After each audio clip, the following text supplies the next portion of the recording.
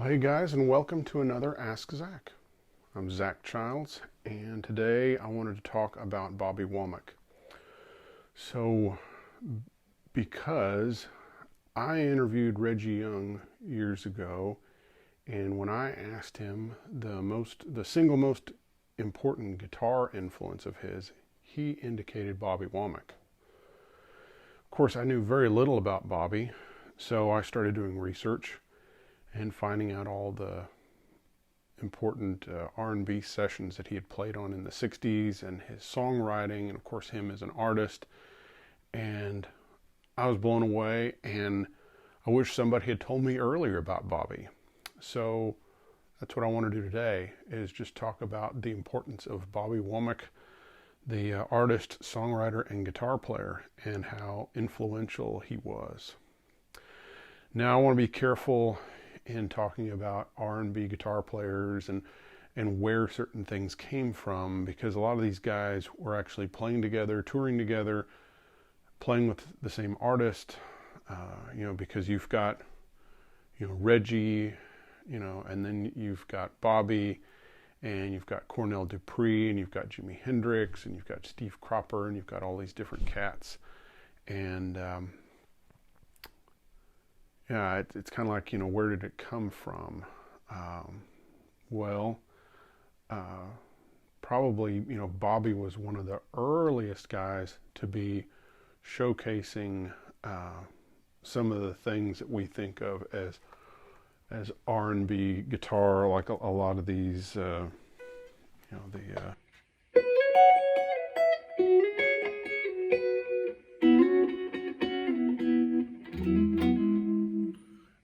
but again, you also had, Jimi Hendrix was doing those things. You had Cornell Dupree who was doing those things, but Bobby was one of the earliest to record that. And then, of course, his playing rubbed off on Reggie Young, and Reggie started playing in that style also. So, a little backstory on Bobby. He had a family gospel group he was in, and that morphed into a pop group called the Valentinos. He became a protege to the great Sam Cooke, and Sam was taking him under his wing and helping him to become an artist in his own right. He played in Sam Cooke's band also. As usual, I've created a Spotify playlist, and in it I've included a Valentinos tune, I Used to Love Her But It's All Over Now, which was a big hit for the Stones that he wrote. He made a lot of songwriter cash off that, mailbox money. Then there's Sam Cooke live at the Copa doing You Send Me, and you can hear there's two guitar players, and one of the cats was Sam's main guitar player who played with him most of the time. And of course Bobby was playing also, but you can really hear the two guitar interplay of that. So after Sam Cooke's brutal murder, Bobby ended up marrying Sam Cooke's widow, and because of that, that kind of put his solo career kind of on hold, because people weren't really happy with that. So he concentrated more on his guitar playing, session playing, and songwriting. And he ended up moving to Memphis and hanging out at American Studios. Of course, that was Chips Moman's studio, and of course the guitar player there was Reggie Young. Well, Bobby was hanging out there, and they were playing together. Reggie and Bobby were playing together, and Reggie apparently soaked up a lot of Bobby's playing style, and of course he made it his own. But still, Reggie was very vocal about how he had stolen a lot from Bobby Womack.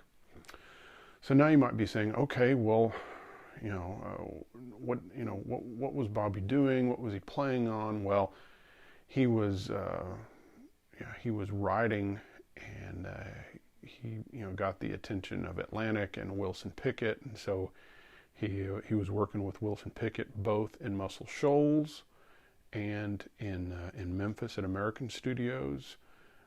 And again, I've included some of these cuts on the Spotify playlist. Also, Bobby was playing on Aretha Franklin records. He was being flown up to New York to play at Atlantic Studios, you know, along with Jimmy Johnson from the Swampers, and at different times there would be even a third guitar player. So you might have Jimmy Johnson playing straight rhythm, then you'd have Bobby Womack kind of doing his kind of R&B thing. Then you might have Joe South as a third guitar player, and when Joe South played, he played an old Gretsch and he tuned down and he did a lot of the almost baritone guitar sounding stuff. So think of you know, Chain of Fools. That's Joe South. So that's one of the fun things about listening to those records when there's 3 guitar players listed on an Aretha Franklin session, is finding out, okay, so if you learn about their style, you can listen to it and go, okay, that low string thing that's almost out of tune, that's Joe South. The rhythm chinks and you know, kind of the boogie lines that you know, tend to be Jimmy Johnson. You know, again, more of what you would call typical R&B fills tend to be Bobby Womack on those that, again, that he participated on. So I included Groovin', you know, Aretha's, you know, cover of that on the playlist, so you can really hear, because you really hear him playing, you know, the intro and playing his style of guitar. One of the funny things about the influence going back and forth between Reggie and Bobby was, of course, Bobby was influencing Reggie's guitar playing, and Reggie was influencing Bobby's choice of guitars. So Bobby had been playing an archtop guitar. It was a Barker, and he was very proud of it. And of course, it was an expensive handmade instrument. But when he started playing with Reggie, he liked the Telecaster sound. So he ended up getting a Tele like this one. This is a 67 Tele. And apparently Bobby went to Manny's in New York and either rented one at first or he bought one, but that's what he played on the Aretha sessions, and you can hear it and you can see it in pictures from the sessions. There's even some really rare video of the Aretha sessions that for Lady Soul. So, of course, again, he was also playing with Wilson Pickett, and on the Wilson stuff in Muscle Shoals, it's him and Jimmy Johnson. And then the American stuff, it's Bobby and Reggie Young. So also, Bobby, you know, started cutting a solo record. Now he had kind of given a lot of his good songs over to Wilson Pickett, apparently, but he included quite a few covers on this first album, but the covers are fantastic. So this was his first album that he cut at American. It's called Fly Me to the Moon, and I love his arrangement of Fly Me to the Moon. I think it's amazing, and he does cut like I'm a Midnight Mover that also Pickett cut, and then one of his most known songs is I'm in Love, which of course Wilson cut and Aretha cut and he cut, and that's what I was playing at the beginning of the of the episode, so you could kind of hear a bit of Bobby's playing. This album, which was the second one that he did with at American, it has a neat photo on the back where you can see his Barker archtop. And again, he after playing with Reggie, he stopped playing this and started playing a Telecaster. And funnily enough, he ended up influencing Jimmy Johnson to play a Tele. So Reggie influenced Bobby to pick up Tele. And then when Jimmy Johnson and Bobby Womack were playing together on the Aretha sessions up in New York at Atlantic Studios, Jimmy decided to be a Telecaster guy, and that's what Jimmy Johnson played the rest of his career. So there you have it, and that's another one of the reasons why the Telecaster is kind of considered kind of the R&B guitar, So again, that intro is really interesting, and again,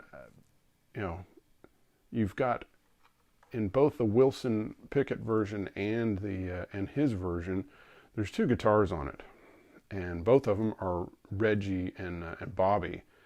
And Reggie is playing the low part and with kind of a descending bass line, and I was playing my approximation of Bobby's, you know, the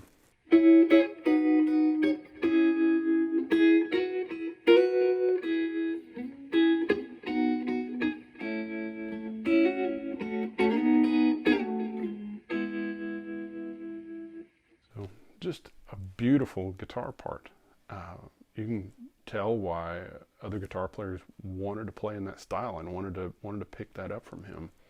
Also looking at some of his other tunes, like I Used to Love Her, But It's All Over Now. You kind of get that sixth thing, you know,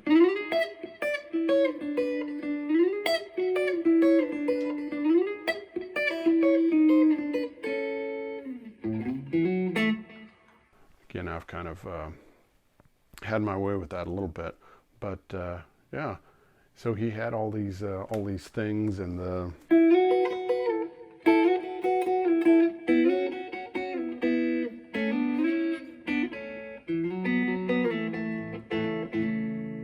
all these kind of isms that you know, between he and Cornell Dupree and Reggie Young and Hendrix. Really became part of, you know, what we consider the R&B guitar vernacular. So I hope you've enjoyed this episode. I hope you will take a listen to Bobby Womack. Please take a gander on my Spotify playlist, and yeah, listen to some Bobby Womack. I have to say my favorite version of California Dreamin' is Bobby's, and I've included that on the playlist. So listen to that. Please subscribe. Please share with others. Hope you enjoy. Hope you will send in questions. And yeah, thank you, and have a great week. Bye-bye.